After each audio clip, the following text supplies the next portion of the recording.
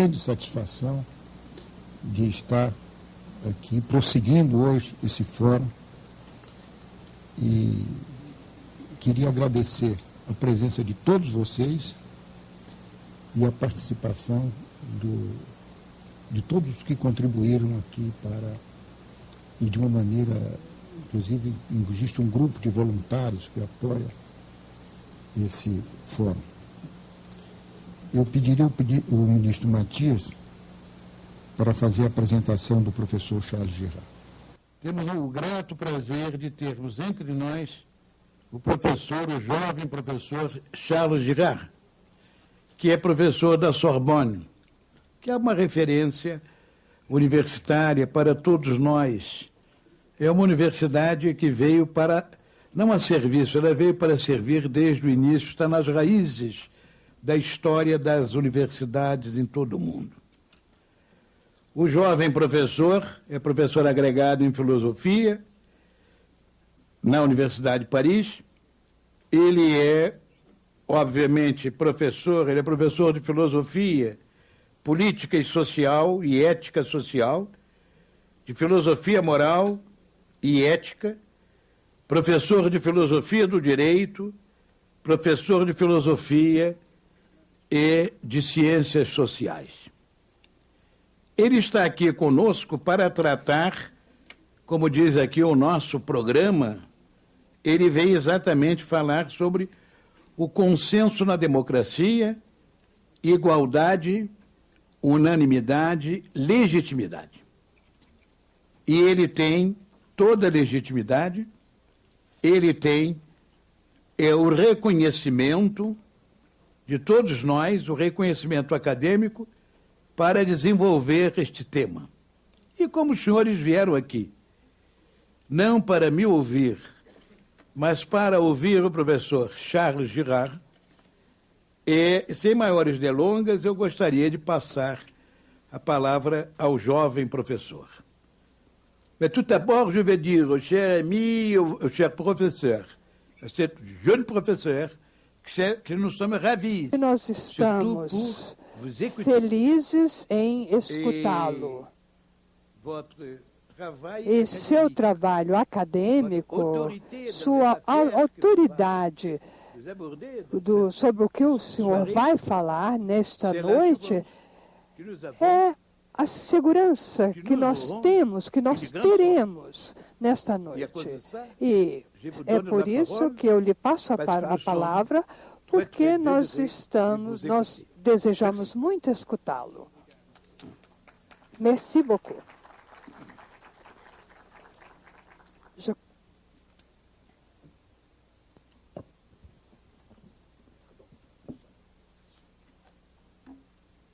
Boa noite.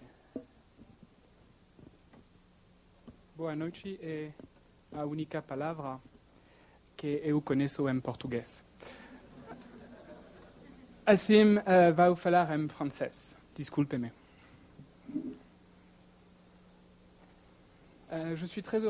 Eu estou muito feliz de estar aqui com vocês esta noite, poder falar da democracia e do papel que ocupa a democracia no consenso em democracia. No cenário de uma das maiores democracias do mundo, que é levar uma mulher até a presidência.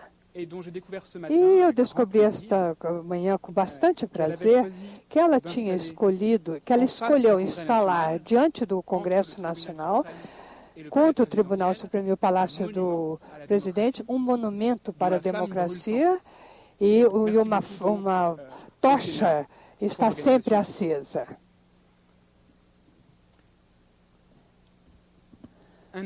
Um homem, uma voz. É o princípio da democracia. É preciso dizer que uma cidadã, um voto, ou ainda a democracia é o voto. Não é qualquer voto. O voto de todos igualmente, com igualdade. Esse voto que os outros regimes, aqueles que não são democráticos, recusam. Esta ideia que a democracia é o voto está calcada nas consciências atualmente.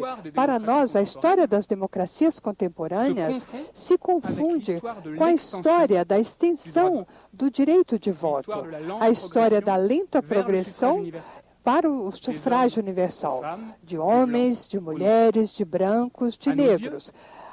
A democracia nasce aos nossos olhos quando eleições livres são instituídas, ou referendos. Aos nossos olhos, a democracia morre quando o povo fica privado do direito de voto. A ideia mesmo da democracia, a ideia de um governo do povo, pelo povo e para o povo, parece tornar inevitável o recurso ao voto. É o povo que deve decidir.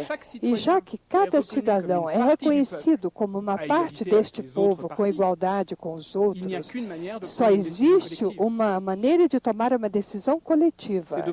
É de agir com a contagem dos votos do povo. E o voto vale tanto quanto os outros. E no regime demonstrativo, faz-se a contagem dos votos dos representantes eleitos pelo povo. Entretanto, se fizermos atenção às nossas práticas políticas e, principalmente, se prestarmos atenção aos discursos que fazemos sobre as nossas práticas políticas, é claro que o voto não basta. Talvez ele seja, às vezes, exagerado.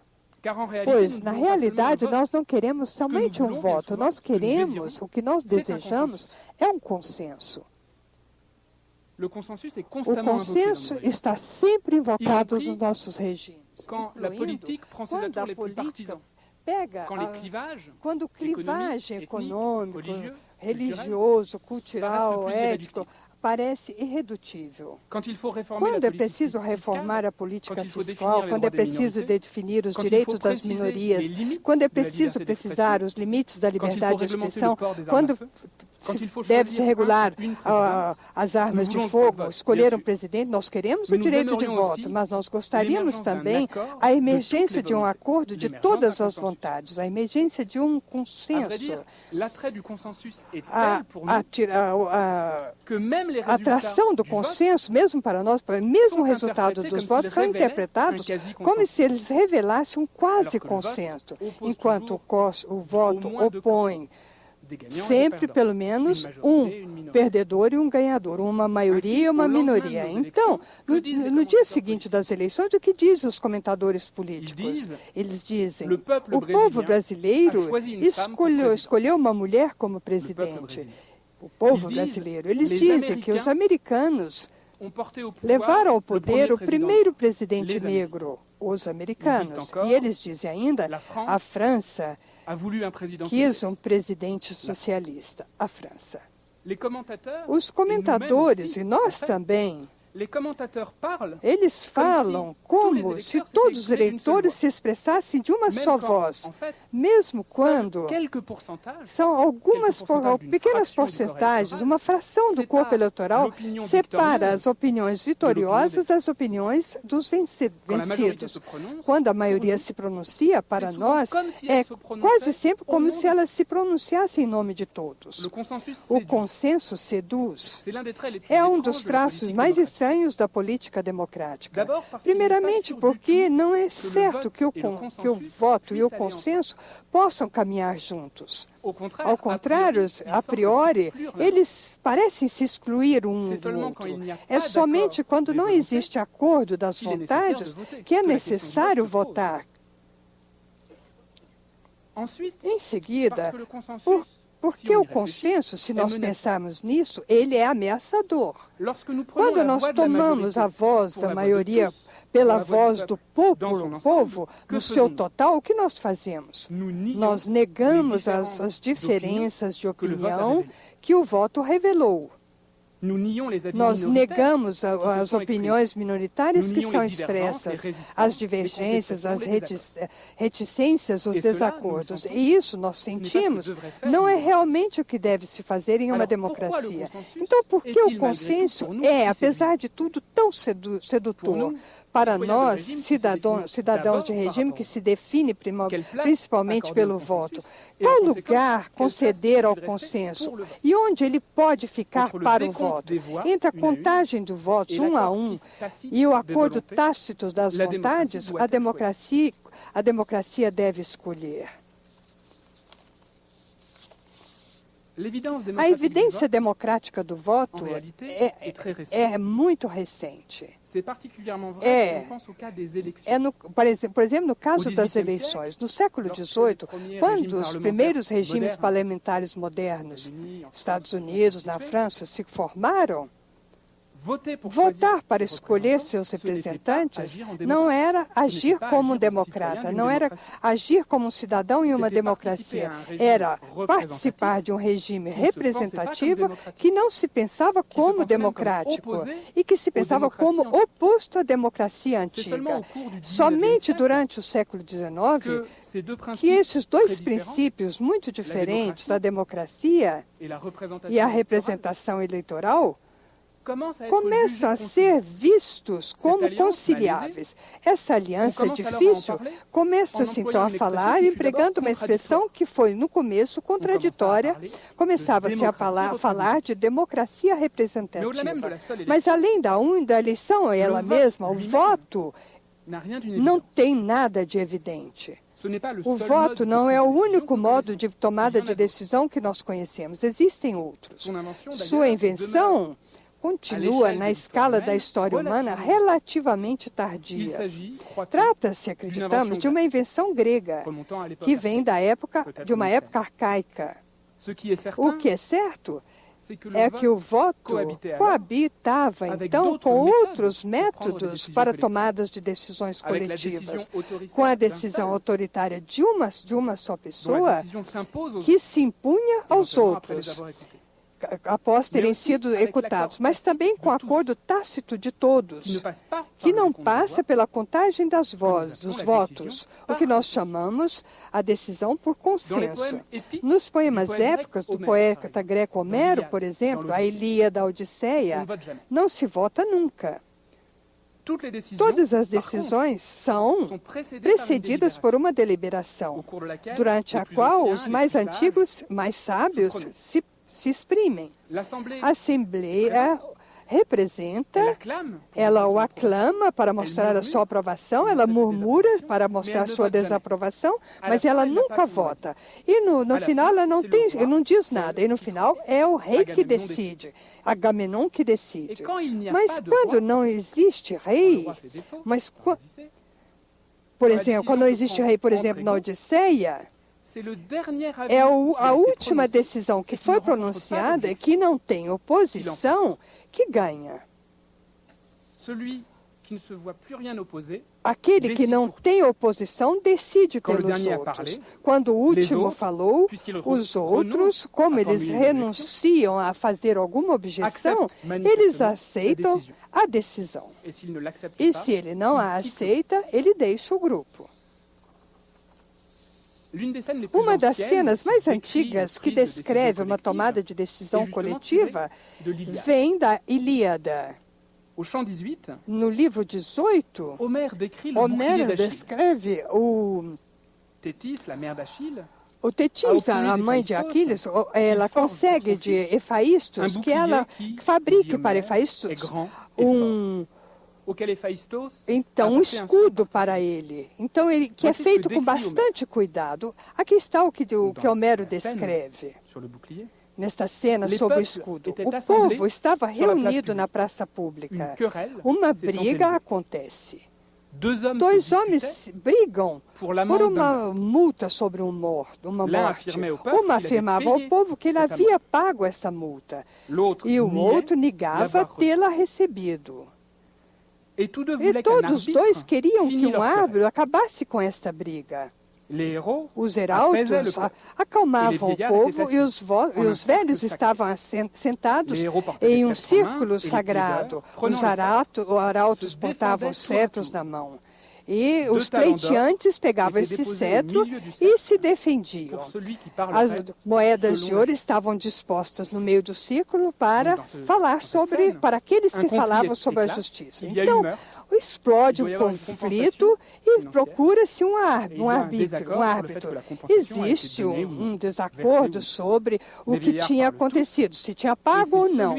Então, aquele que fala melhor, que fala mais no sentido da justiça, que decide do que vai ser resolvido. Então, qual o velho que falou melhor? Então, aquele que não fala, aquele que não se pronuncia, então, ele não tem nenhuma razão. Então, como se vota para resolver quem é o melhor árbitro? Quem arbitra os árbitros? Então, a saída é bastante surpreendente. Quando é preciso resolver um conflito, nós vamos ver uma terceira pessoa. Então, quando é preciso saber se o gol da Bélgica contra o Brasil durante a Copa do Mundo de 2002 deveria ou não ser anulado, quando é preciso saber que na Copa do Mundo de 98, se a entrada de Fabien Barthez contra Ronaldo, contra o choque dele contra Fabien Barthez, deveria merecer um pênalti, quando se deve decidir o que é essencial, nós contamos com o árbitro. Nós não esperamos que os jogadores, reunidos em círculos, troquem suas impressões sobre o incidente até o momento em que eles cheguem a um acordo. Nós não esperamos da equipe brasileira que ela defenda o gol belga. E nós não esperemos que a equipe francesa defenda o Ronaldo. Então, os jogadores de cada time também estão envolvidos. Como os dois que discursavam em Homero também tinham razão. O sábio que arbitra, eles não estão envolvidos. Eles estão em posição de observadores parciais, como os árbitros num jogo de futebol. Da mesma maneira que tem vários sábios, tem vários árbitros e um jogo de futebol. Esta cena não é muito importante. Não se pode decidir. Quando se tem a ideia de se pode decidir sobre um voto, e quando queremos decidir sobre qual a decisão é a melhor, a única condição é que aquele que julga, que decide, não esteja em posição de parcialidade. O que é importante é que o consenso não é somente um estado de fato, uma situação, é um método, é uma técnica. Decide-se por consenso.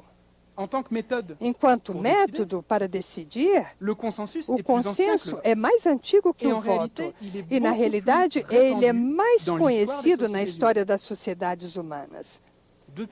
Há muito tempo, os etnólogos descrevem os múltiplos tipos de discursos que acontecem em contextos culturais diferentes, em tribos da Europa, da África, da Ásia e da América. Em todos esses contextos tão diferentes, uma mesma sequência esquemática pode ser identificada.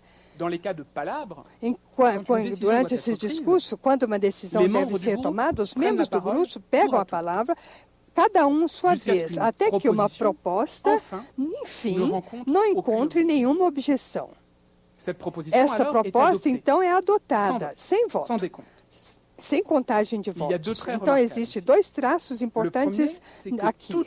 É que toda objeção leva para mais tarde a decisão. A discussão pode se prolongar durante bastante tempo. E o segundo traço importante é que a opinião final não é sempre a opinião da última pessoa que falou, é a opinião de todos. Se ninguém faz objeção, é que todo mundo está de acordo. Quem cala, consente, diz o provérbio.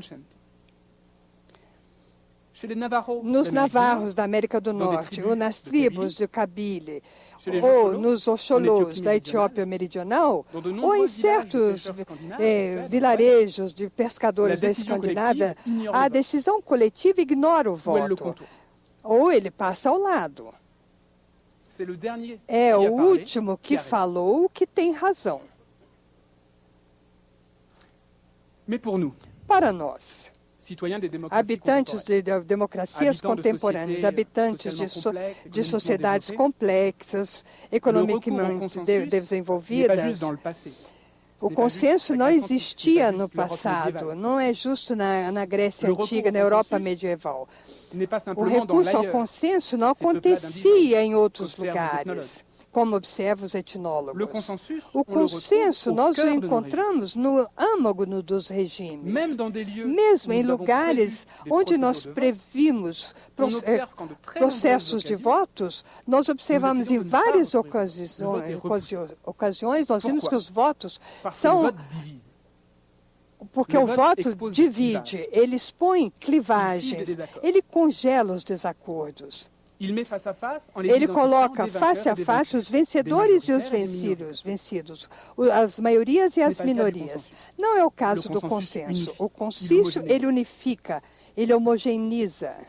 É por isso que o consenso é praticado mesmo no seio de nossas instituições representativas tradicionais, em comissões consultativas, em grupos de peritos, em certas assembleias parlamentares, decide-se sempre por consenso. O consenso se encontra também de maneira bastante mais manifestada nos novos dispositivos da democracia participativa, nos seus novos dispositivos que se desenvolvem em todos os lados do mundo, de Porto Alegre a Reykjavik, há mais ou menos 30 anos. O consenso ainda intervém nos grupos menos institucionalizados, nos movimentos sociais. Há algumas décadas, os movimentos feministas, ecologistas, indígenas, altermundialistas praticam e teorizam a recusa do voto. É um dos sinais distintivos do movimento Occupy, que se desenvolveu na ocasião da crise financeira e econômica atual. Durante as assembleias de Occupy Wall Street, onde tudo começou de maneira bastante explícita, os ativistas teorizaram um processo de consenso pelo qual uma proposta pela Assembleia é adotada se ninguém veta. Os cartazes e os cantos que acompanham as reuniões em Wall Street nos mostram claramente qual é o sentido desse processo. É o que mais se parece com a democracia. Não é o voto, é o consenso. Então, se a democracia continua sendo edificada ao sufrágio universal, ela mantém também, de maneira menos manifesta e menos ambivalente, uma relação estreita com o consenso. O modo de tomada de decisão iminente continua sendo o voto. E ninguém quer renunciar a esse progresso histórico que é o sufrágio universal. Mas, na prática, o voto cede facilmente à procura de um consenso.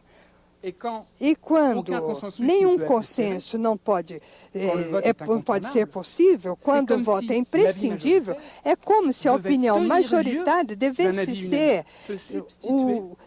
substituir a uma opinião única. Por quê? O que torna o consenso tão sedutor? Não é simplesmente que o voto divide. Se nós olharmos o que é o consenso, por que ele é tão atraente?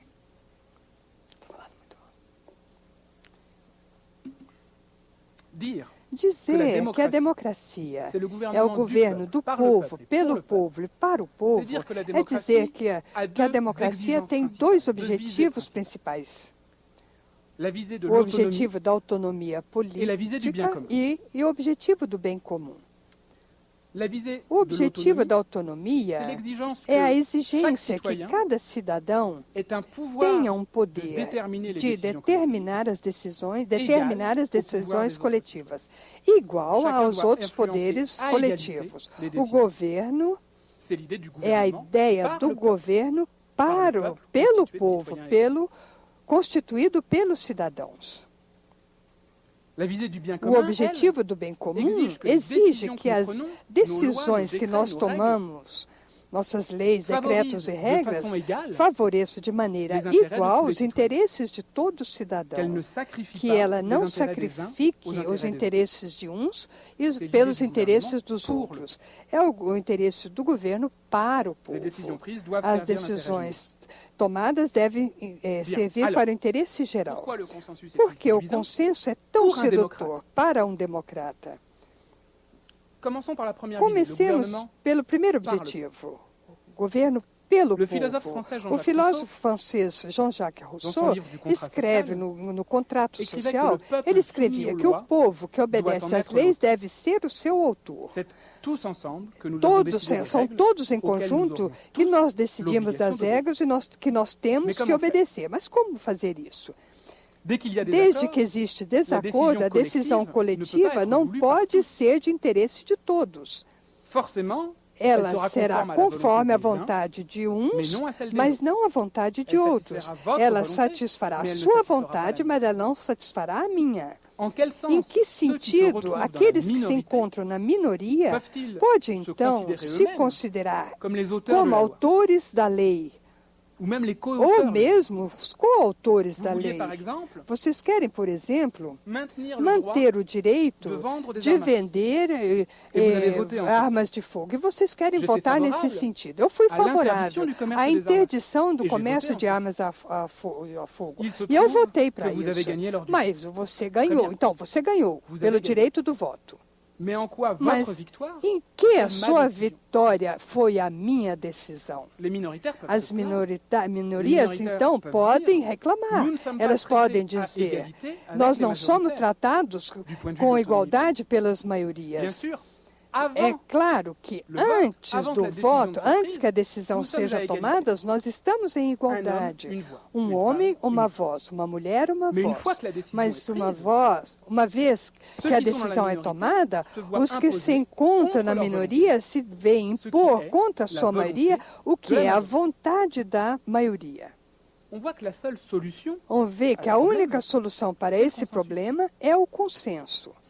É somente se existe consenso que uns e outros são perfeitamente iguais do ponto de vista da autonomia política. E esta igualdade corresponde a uma autonomia política completa, inteira. Cada um obedece a uma lei que ele mesmo quis.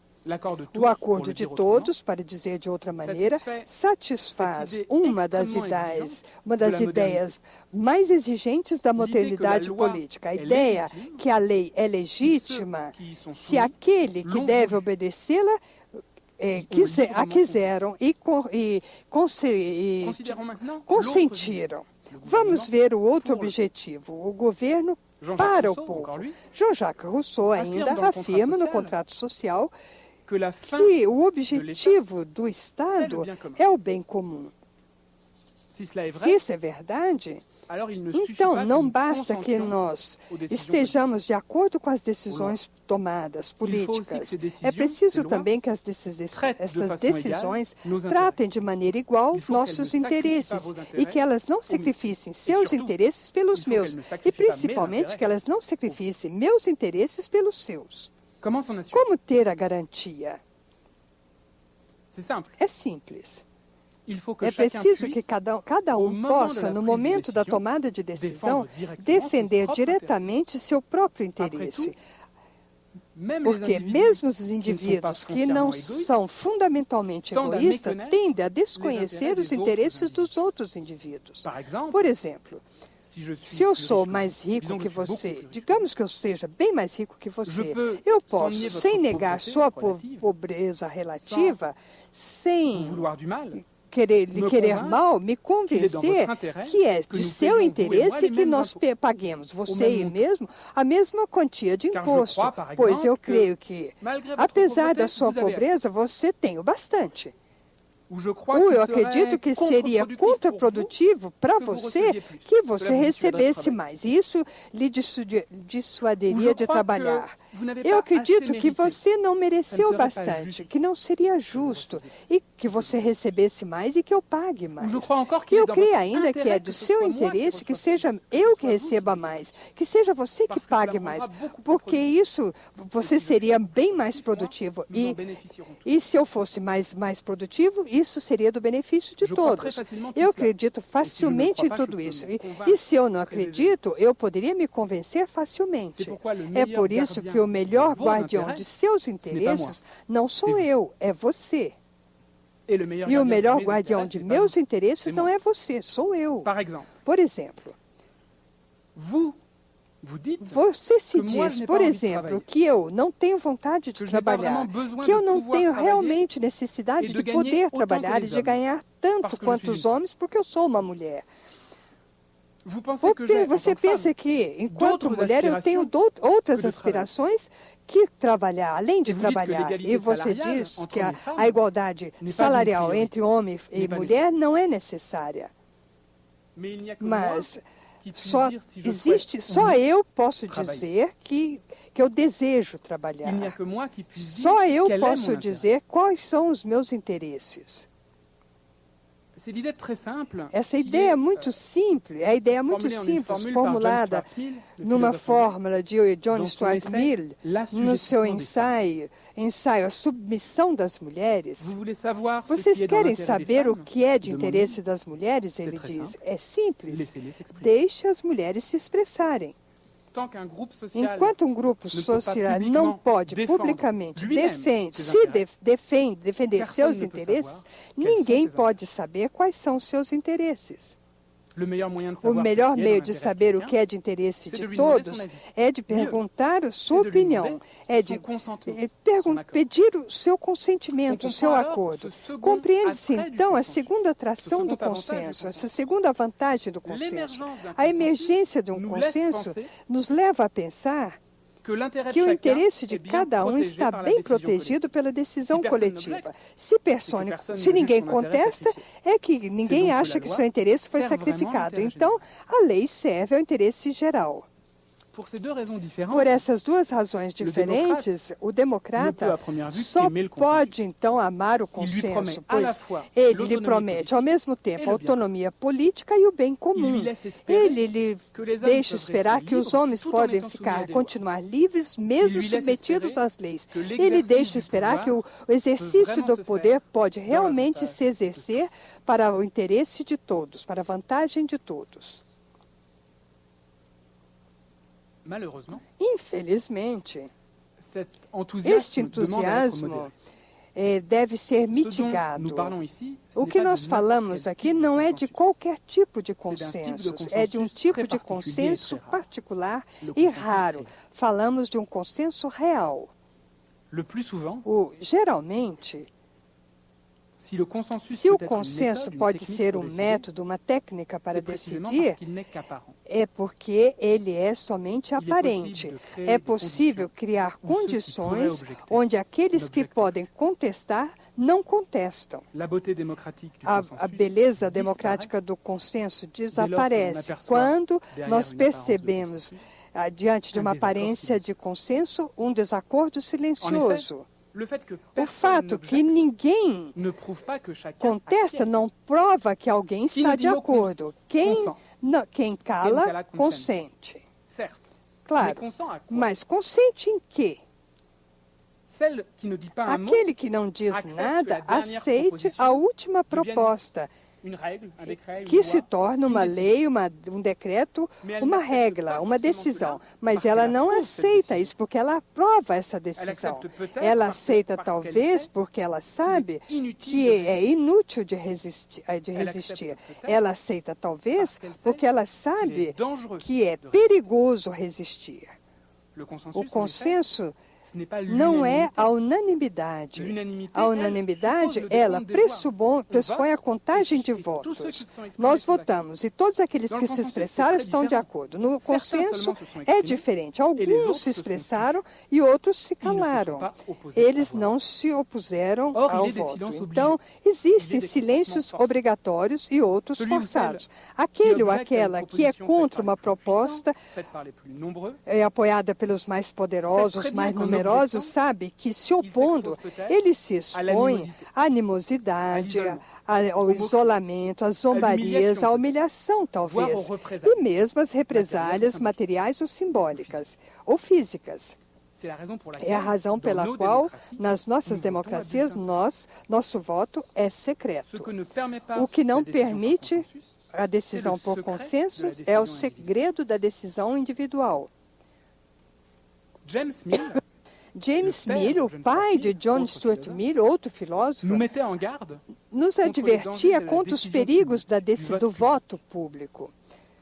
Sem um voto secreto, os eleitores, ele dizia, se contentariam em uma palhaçada do voto, enquanto que o poder de decidir continuaria, na realidade, em outras mãos. O problema é o mesmo para a decisão por consenso que para o voto público. Nos dois casos, trata-se de tomar posição sendo contra ou pronunciando o seu voto. O risco é o mesmo. Consequentemente, daquele que não diz nenhuma palavra, nós podemos dizer somente que ele não luta publicamente contra a opinião dominante. Um estado de consenso pode, sem dúvida, às vezes, revelar um verdadeiro acordo de todas as vontades, mas geralmente é um sinal certo que uma opinião dominante impede as opiniões dissidentes de se expressarem. Somente a unanimidade obtida por voto secreto permite revelar a existência de um consenso. E então, não é mais o consenso o método de decisão, é o voto. Mas a técnica para a decisão é o voto. O voto que revela a unanimidade.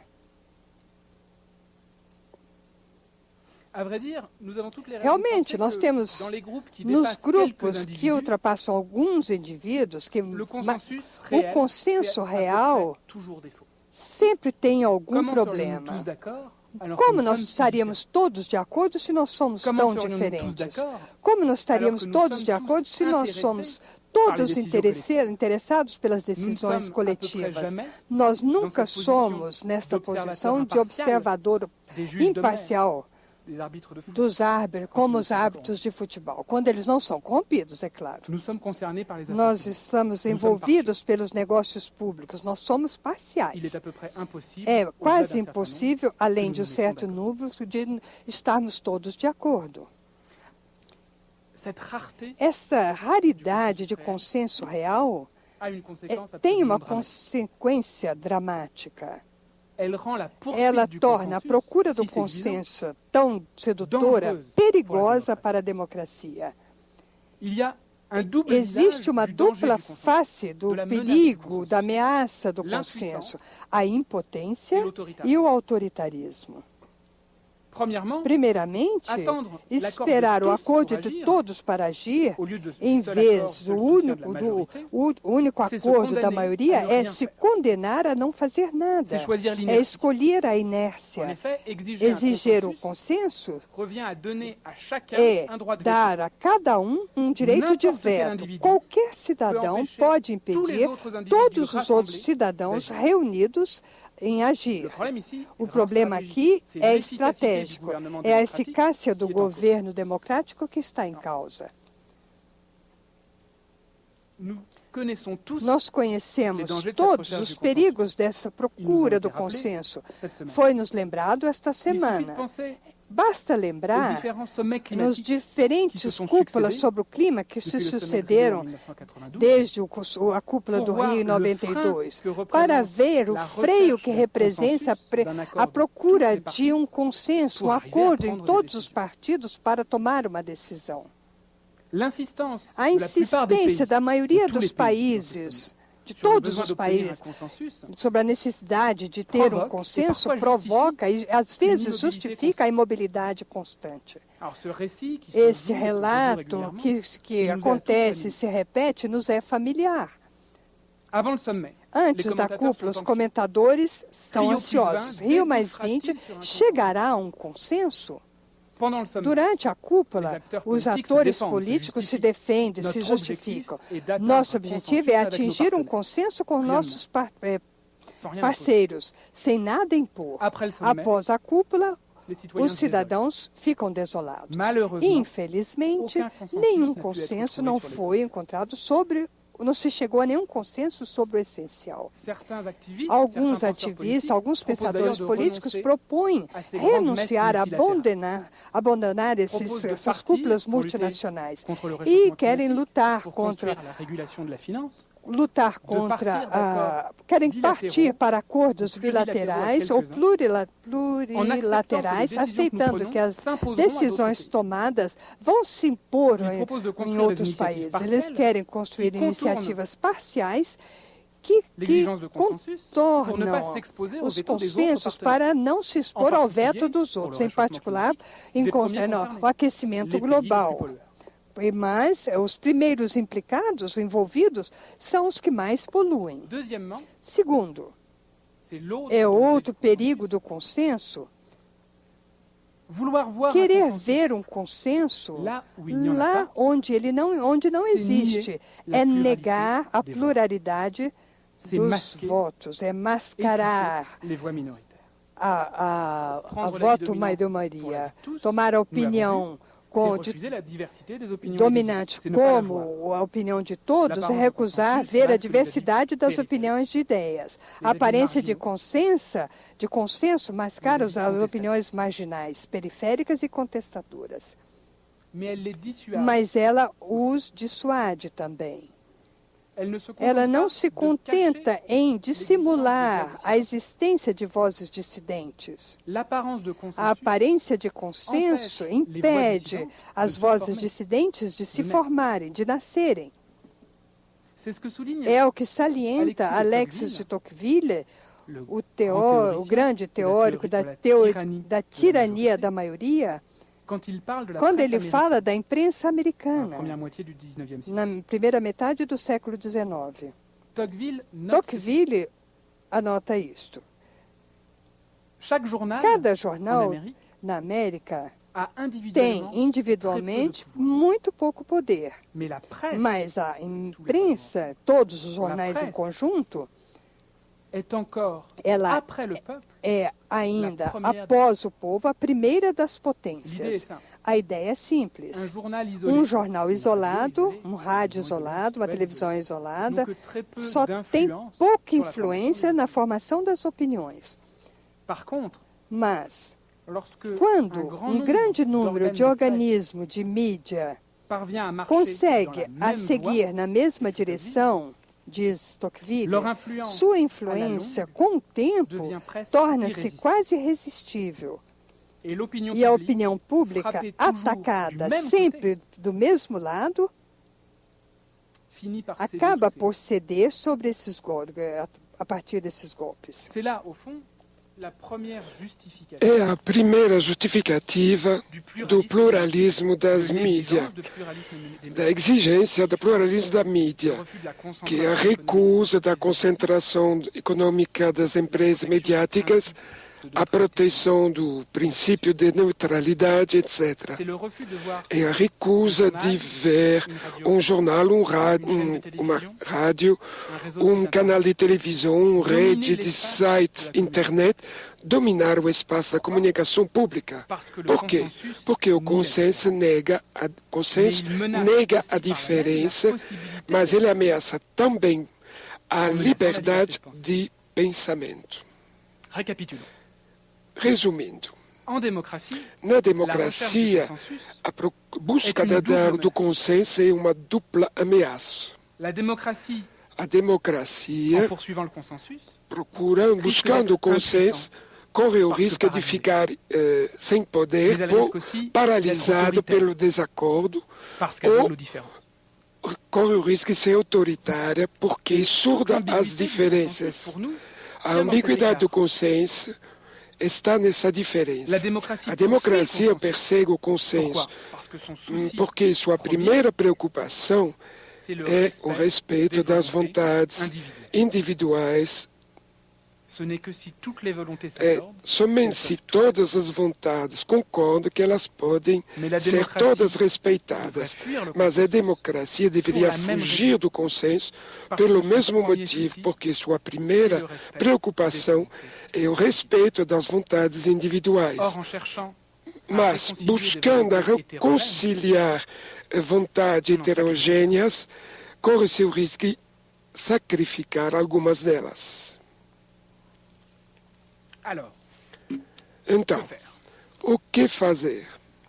Se o consenso falta, se a sua busca é perigosa, é preciso então votar.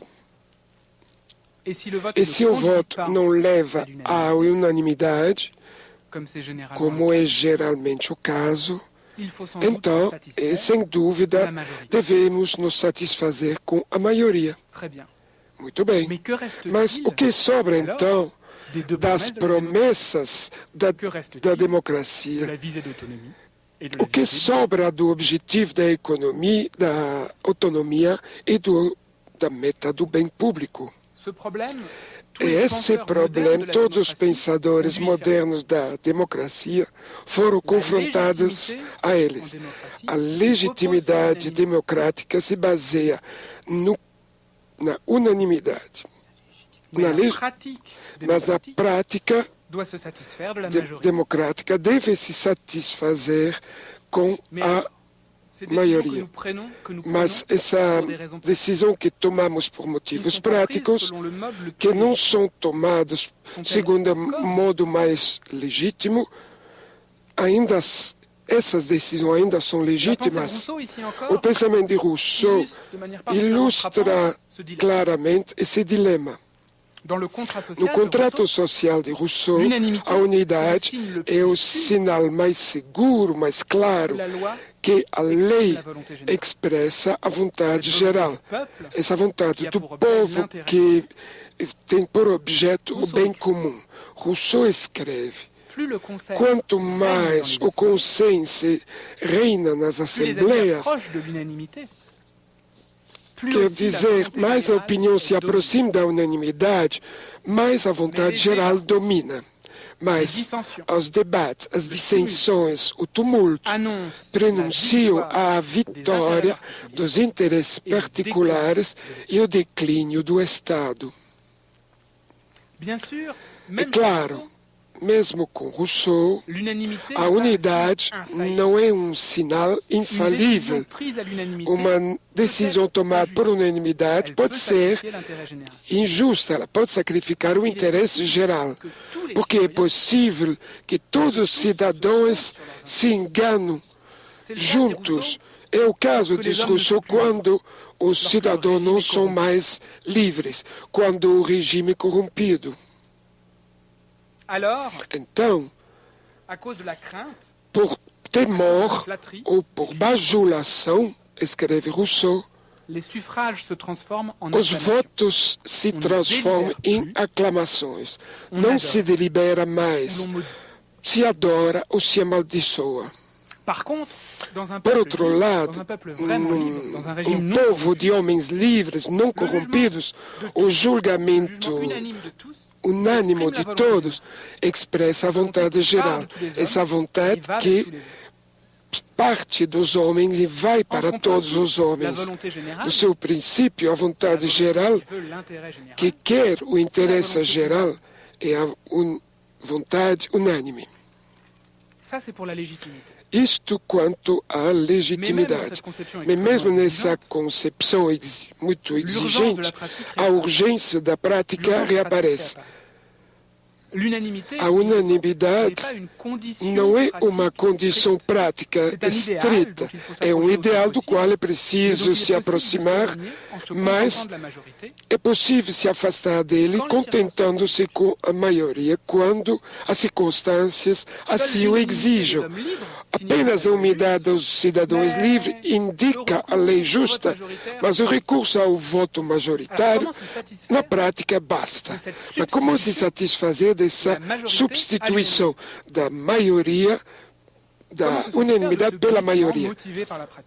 como se satisfazer dessa prática. A primeira justificativa é muito clara. É a urgência. É preciso tomar decisões. Não dá para esperar que todos os cidadãos estejam de acordo, que finalmente chegam a um acordo. É preciso responder à necessidade, demandas, eventos, problemas que não podem esperar. Em outras palavras, é preciso encontrar um compromisso entre a legitimidade e a eficácia. Essa substituição não é frustradora. A regra da maioria tem as suas vantagens próprias. Sua principal vantagem diz respeito à autonomia política. Quando se vota por maioria,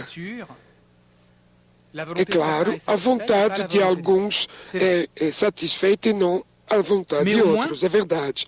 Mas pelo menos para cada homem e cada mulher corresponde um voto. A vontade de cada um pesa tanto quanto a dos outros. Ela tem uma influência idêntica. Na falta de uma autonomia política completa, existe uma autonomia parcial. Nós obedecemos somente às leis que podemos ter alguma influência. É a justificativa mais comum da regra da maioria. É uma regra equitativa.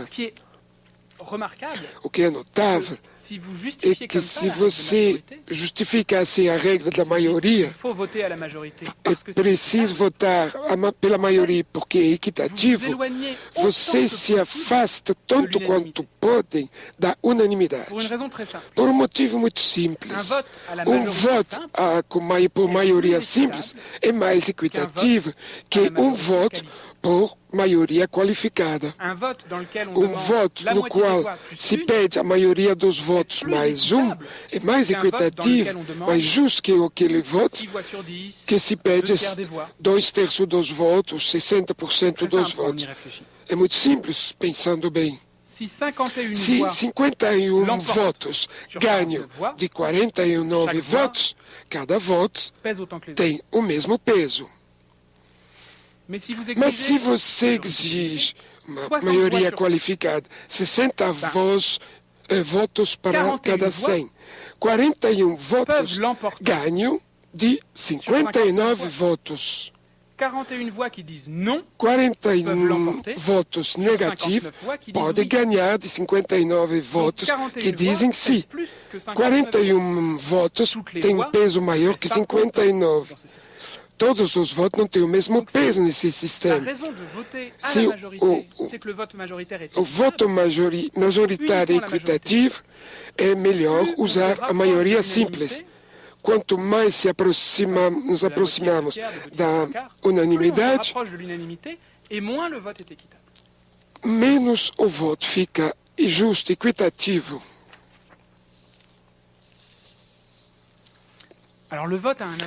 Mas o voto tem uma vantagem. É equitativo. Mas o que é do ponto de vista do bem comum? Que garantia temos que a decisão da maioria servirá também aos interesses da minoria? O Abade Sieyès, grande intelectual da Revolução Francesa, que participou da redação das primeiras constituições francesas, viu que estava no cerne da dificuldade. Se supomos que a vontade social é dividida entre maioria e minoria, se a maioria que faz a lei não tiver freio, ela pode se tornar tirânica, despótica para com a minoria. Portanto, é preciso limitar o poder da maioria e fixar limite àquilo que ela pode decidir. Antes da maioria, é preciso uma decisão unânime que, uma vez por todas, autoriza o voto pela maioria e coloca limite ao direito da maioria. Para Sieyès, o que justifica o uso da maioria, o voto por maioria, é que houve uma decisão unânime prévia. Essa concepção filosófica de um pacto unânime original que pode nos parecer abstrato, mas na realidade ela tem traduções políticas concretas. Por exemplo, uma maneira de entender o que disse Hayez é de dizer: se você vive numa democracia, se você está numa democracia desde o início, implicitamente, você deu seu consentimento, à lei da maioria, ao voto majoritário. Implicitamente, você consentiu uma sociedade política, uma sociedade de homens e de mulheres, que pelo fato de residir no mesmo país, sem saber, fizeram um acordo unânime quanto às leis do país. Se você reside num país democrático, você já aceitou a legitimidade da maioria. Esse raciocínio é enganador. A cidadania residente não corresponde ao consentimento, simplesmente porque as sociedades democráticas não são associações que a qual cada um pode se filiar ou pode deixar livremente como quer.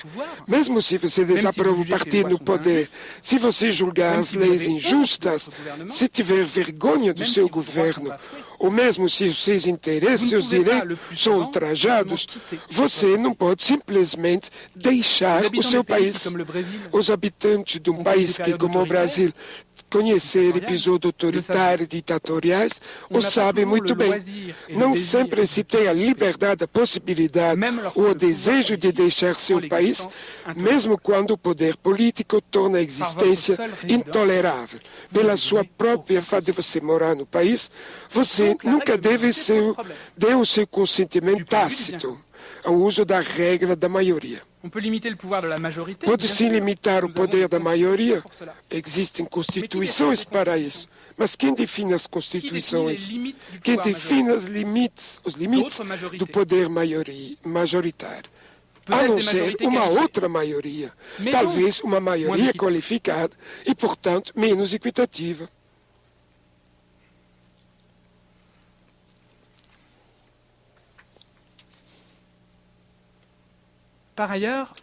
Por outro lado, o argumento da urgência é bastante fraco.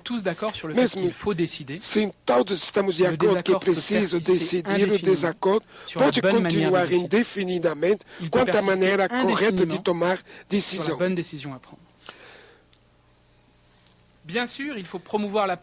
É preciso promover o lugar da mulher na política, mas não desta maneira. É necessário da reforma agrária, mas não desse modo. É preciso promulgar lei contra a corrupção, mas não daquele jeito. Além disso, a escolha da regra da maioria não é evidente. Podemos escolher de outra maneira que pelo voto. Podemos escolher de outra maneira que não o consenso ou o voto. Por exemplo, por sorteio. Cada um pode colocar o seu boletim numa urna e podemos sortear ao acaso um boletim que vai corresponder à decisão final. Esse sistema que ninguém utiliza, fora em circunstâncias específicas, esse sistema é tão equitativo que o voto majoritário, cada um tem a mesma chance que os outros de influenciar a decisão final. Então, nós renunciamos ao consenso porque não pode ser encontrado. Podemos então renunciar ao voto porque ele é arbitrário.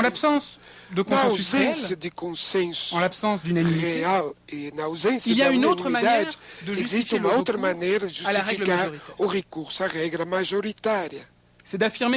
Afirmar que o voto por maioria é o melhor meio disponível para saber aquilo que poderia ser objeto de um consenso real.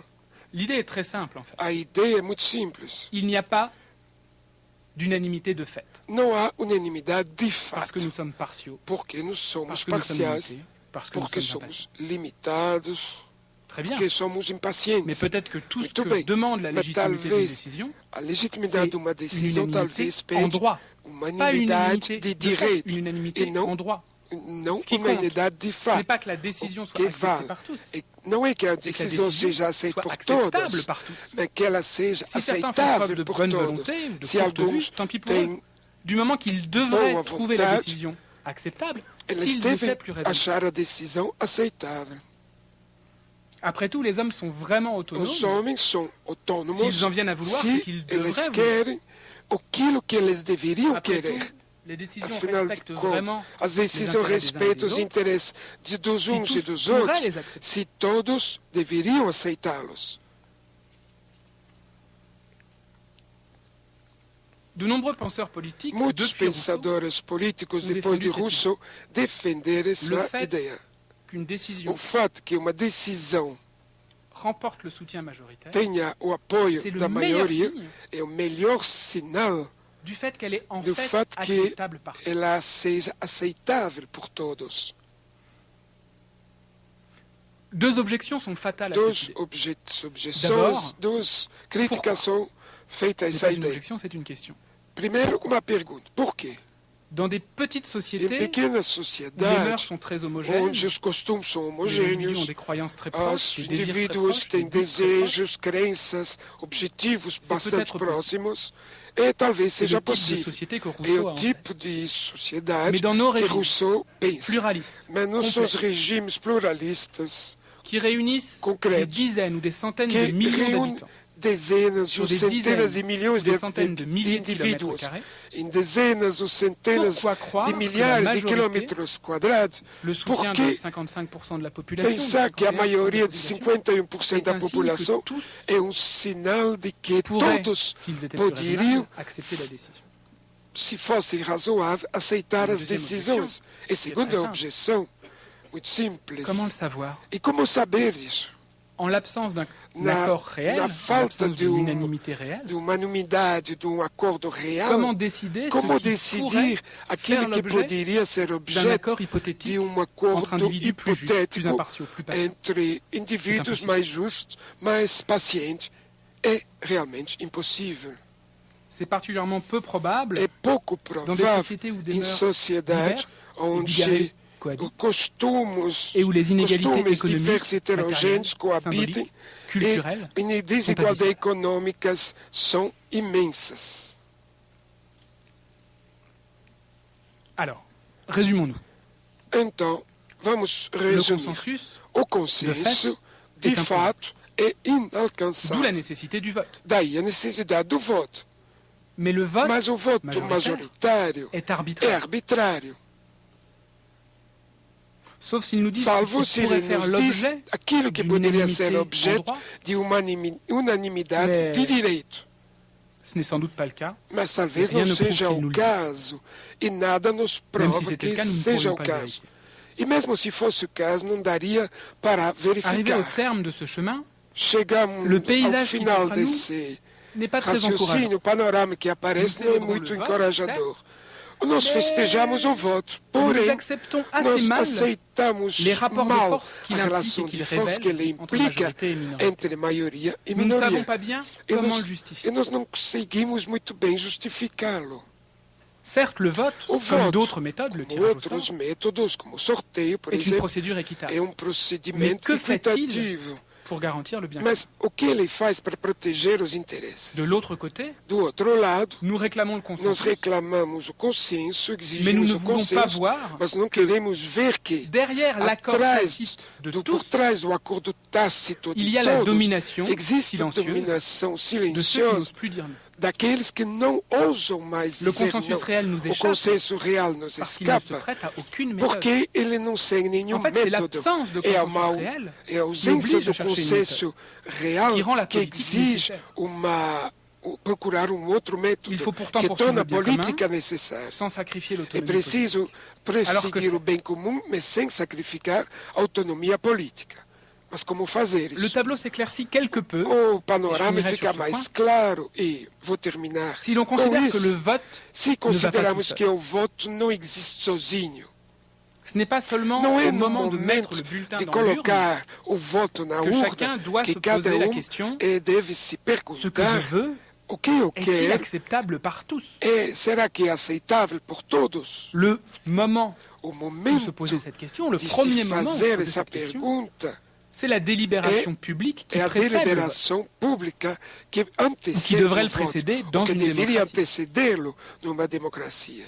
C'est dans l'échange É na contradictoire troca d'opinions, d'arguments, contraditória de opinião e de que vous argumentos pouvez mettre que à você l'épreuve ma pode conception du bien colocar à public. prova minha concepção Et dans ma do bem conception comum. du bien public, E na minha il y a concepção do bem notamment ma público conception de vos intérêts particuliers. e também a minha concepção dos seus interesses C'est dans l'échange contradictoire de específicos données, e no de intercâmbio témoignages, de récits, contraditório de d'objections, dados, de que relatos je e peux vous objeções mettre au défi que eu posso lhe colocar de ao défendre face à desafio moi de defender votre na minha position, frente de a sua m'expliquer pourquoi posição elle e de serait me acceptable explicar pour por moi. que ela pode ser aceitável para mim. Donc, s'il y a bien, en fait, Se une existe justification à la uma majorité, à la règle justificativa majoritaire, à regra da majoritária, c'est la é suivante. que ela é a seguinte: Elle permet ela et permite encourage e la délibération estimula préalable. a deliberação prévia. Chacun peut essayer de Cada convaincre pode les autres, tentar convencer et os ceux outros. qui auront E le mieux aqueles convaincu, le que plus conseguiram convencer melhor gagneront ou le mais soutien de la majorité. vão ganhar o apoio da C'est une maioria. question d'autonomie, bien É sûr. uma questão de autonomia, é Prendre la claro. parole en public, c'est Vamos influencer falar les em décisions. público para Mais c'est aussi influenciar une a question de bien decisão. commun. Mas também é uma questão Ce de que nous bem voulons, comum. O que Si nous queremos? sommes démocrates, du moins, Se nós somos ce n'est pas democratas, une méthode não é um équitable método qui equitativo livre la décision au que hasard. deixa a decisão Le tirage au ao sort. acaso, como sorteio. Ce que nous voulons, O que si nous sommes queremos, démocrates, se ce n'est pas une formos décision democratas, équitable não é uma decisão equitativa qui livre la décision que aux caprices deixa a individuels decisão aos irréfléchis. caprichos Le individuais. vote sans délibération préalable. É o caso do voto sem Nous deliberação sommes à la prévia. recherche d'une Estamos manière de décider buscando collectivement maneira de decidir coletivamente qui nous permette que de nos chercher permita la buscar, meilleure procurar solution a collectivement melhor solução coletiva et d'adopter e à la fin adotar, no celle final, qui sera apparue au plus aquele grand que nombre te comme la meilleure. aparecerá para a maioria como sendo a Alors, melhor bien sûr, solução. É claro, Le débat public o peut debate conduire à público l'erreur. pode Il y levar ao conduit le plus erro souvent. e muitas vezes leva ao Bien sûr, engano, ao erro. Le débat public O peut debate público aggraver pode les inégalités entre agravar citoyens. as desigualdades entre Il ajoute cidadãos, aux effets des inégalités acrescentando matérielles as les effets des desigualdades inégalités materiais, linguistiques, rhétoriques, os symboliques, efeitos das desigualdades inégalités de capital simbólicas, culturel. retóricas, linguísticas, Bien culturais. sûr, le É débat claro, public, o debate très público souvent, muitas vezes peut renforcer mécaniquement reforçar l'opinion déjà dominante. mecanicamente a opinião dominante. C'est un phénomène É de fenômeno de polarisation qui est très polarização bien connu par les muito psychologues. conhecido dos psicólogos. Si vous faites discuter Se entre eux você un groupe pega grupo d'opposants de à la pessoas légalisation que de se l'avortement, opõem à legalização do aborto e ils faz sortiront de la discussion reunir eles. encore plus opposés à la Eles terminarão, légalisation de l'avortement. sairão da Se discussão vous faites discuter mais entre convencida un ainda groupe de da partisans sua du port d'armes, opinião. Ils Se sortiront de você la faz discussion discutir grupo de encore plus favorable au port. partidário do porte de armas, Simplement parce eles que sairão da dans ce discussão groupe de discussion, mais convencidos, les mais arguments en favoráveis. faveur du port d'armes seront beaucoup Porque plus nombreux, beaucoup plus os, convaincants. os argumentos a Tous ces favor do dangers porte existent. de armas serão Nous les mais observons mais sans cesse dans le débat numerosos, public. mais convincentes. Mais les identifier, No debate ce n'est público pas esse perigo disqualifier la existe. délibération publique. C'est dire que la É délibération dizer que a deliberação conditions, pública des tem règles, des condições, exigences. pressupõe exigências, l'égalité des regras, participants, igualdade dos participantes, la publicité des a échanges, publicidade das La trocas, pluralité des points de de vue, intercâmbios, a et pluralidade l'opposition dos pontos de vista systématiquement e a contradictoire oposição sistematicamente contraditória das ideias. D'ailleurs, c'est la principale É a leçon principal lição de John Stuart de Mill John Stuart Mill dans sa na sua défense de la defesa da liberté de penser liberdade et de de la liberté de pensamento discussion. e da liberdade de La discussão. leçon est la suivante. A lição é a seguinte: Sans débat sem contradictoire, debate contraditório, sans sem affrontement partisan, confronto das opiniões la pensée partidárias, se fait o dogme. pensamento se torna La critique dogma. s'émousse. A crítica Les enfraquece. idées dépérissent. As ideias perdem toda a vida, sua vida. E se a deliberação política pode, sob certas condições, ser fonte de legitimidade, é também porque, no fundo, ela mostra melhor a ambivalência do consenso, a ambiguidade do consenso na democracia. Porque na deliberação pública, o objetivo perseguido por todos é o consenso, é tentar convencer os outros. Mas o principal obstáculo à discussão é a ausência de contraditório. Se eu não tento convencê-los todos, se eu não tento lhe convencer do meu ponto de vista, eu não debato mais com vocês. Eu vou embora ou eu me calo.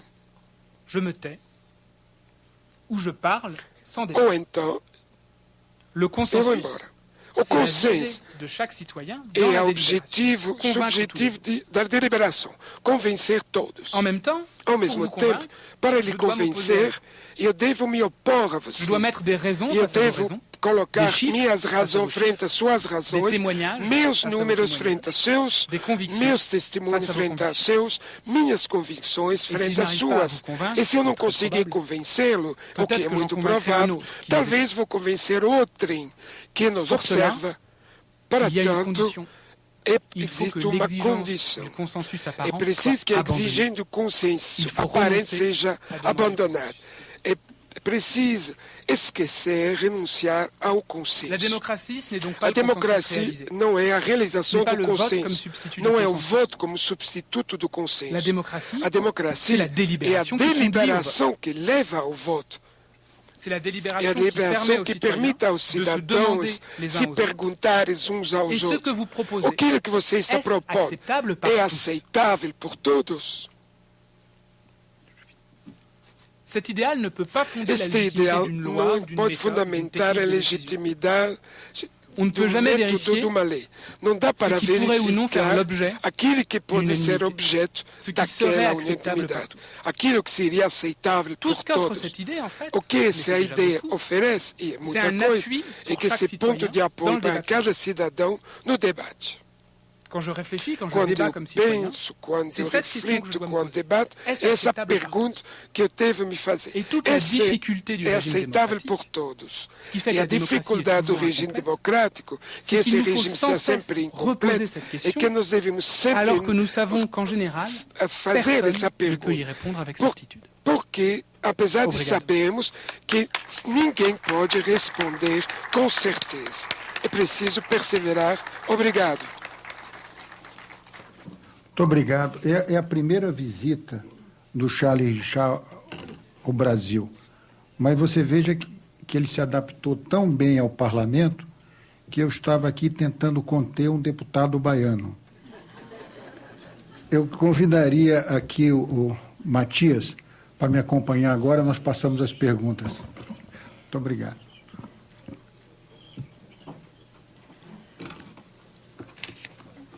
Bem, passamos as perguntas. Parabéns, professor Girard. Como diria um velho filósofo, tão jovem e tão profundo. Eu gostei muito dos conceitos, da consistência dos conceitos, e ele seria muito bem aplicado num contexto iluminista, moderno, e até mesmo pós-moderno. Suponhamos que existisse um país que fosse uma das 10 maiores economias do mundo, tecnologicamente sofisticado, grande população, parque industrial, agronegócio, mas que as suas elites e as suas diversas classes sociais têm um comportamento pré-iluminista. Como é que nós aplicaríamos esses conceitos? Nós não teríamos que redefini-los e até mesmo modificar alguns conceitos para melhor explicar esse contexto?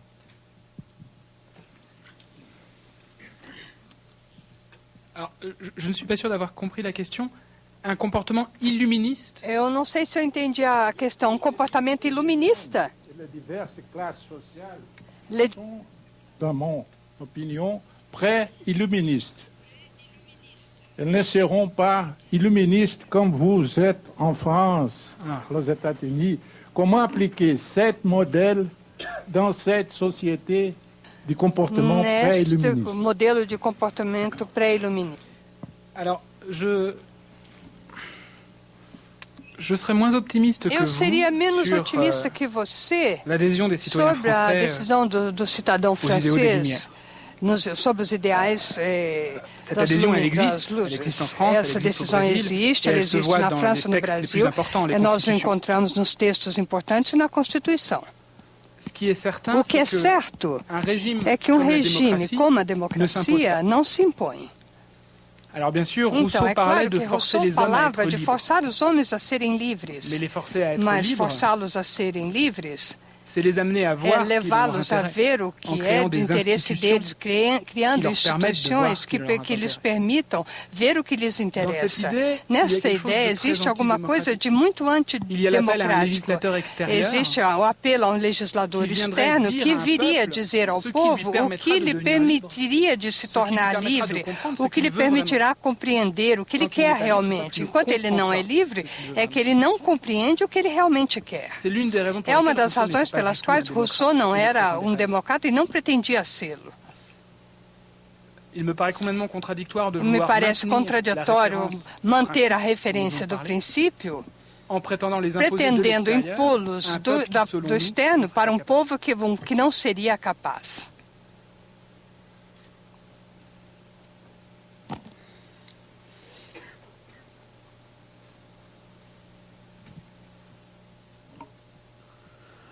Boa noite. Bonsoir. A minha pergunta é o seguinte. Meu nome é San Diego, sou estudante do 7º semestre de administração da Faculdade UPS. Nós, no Brasil, o governo Getúlio Vargas criou o salário mínimo. E na nossa Constituição diz que o salário mínimo tem que dar direito à moradia, direito à saúde, segurança, a lazer ao nosso povo. Nós sofremos com um regime ditatorial e de 1985 para cá, quando foi retomada a democracia, nós vemos que entra presidente, sai presidente, ele busca uma maioria no Congresso Nacional dos 513 deputados e nossos 81 senadores para obter um salário mínimo que não quebre a previdência pública. Então, no caso é o seguinte, nós temos hoje 200 milhões de habitantes, o discurso sempre vai ser o mesmo, de que se aumentar o salário mínimo de acordo com a Constituição Federal, que dê acesso à população à saúde, segurança, lazer e moradia, e roupa, e as necessidades fisiológicas da pirâmide de Maslow, e as necessidades de segurança da pirâmide de Maslow, como o povo poderá manifestar uma opinião contrária a este parlamento para obter algum sucesso ou algum consenso nesta democracia, de acordo com o assunto deste? Obrigado.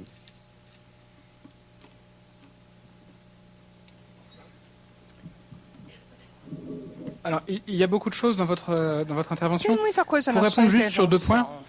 Eu vou falar sobre os dois pontos. Il est évident É que evidente que l'idéal de la o ideal da démocratie, democracia e de um governo pare pelo povo é o ideal da igualdade.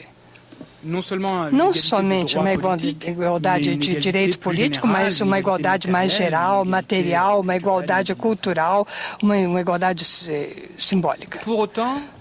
Para isso, Nós não podemos simplesmente dizer que nossos regimes não são democráticos porque existem muita desigualdade. A questão é saber se nós progredimos ou não na luta contra as desigualdades. A democracia não é o último estágio final, que nós chegamos no final quando todas as desigualdades estão resolvidas. É o projeto de confiar para o total dos cidadãos a sua sorte e lhes permitir reduzir as desigualdades que eles sofrem, porque nós pensamos que eles são o que podem melhor fazer isso. E, evidentemente, nas nossas democracias, nos nossos regimes que são democráticos, mas não são somente democráticos, que são também representativos, existem muitos obstáculos. Existe a separação da ONU entre eles e nós. Existe a separação entre eles e nós. Então, existe... A questão agora é que nosso país, ou o Brasil, ou a França, está indo melhor graças ao governo que nós temos. As desigualdades abissais existem em todas as democracias e dizer isso não é justificá-las. É dizer que o que conta é saber se nós podemos reduzi-las. É o discurso que consiste em dizer, se existe demais, não vale a pena. A democracia é uma mistificação. Olha a diferença que existe entre nós. Esse discurso é um discurso que leva ao abandono da luta contra as desigualdades.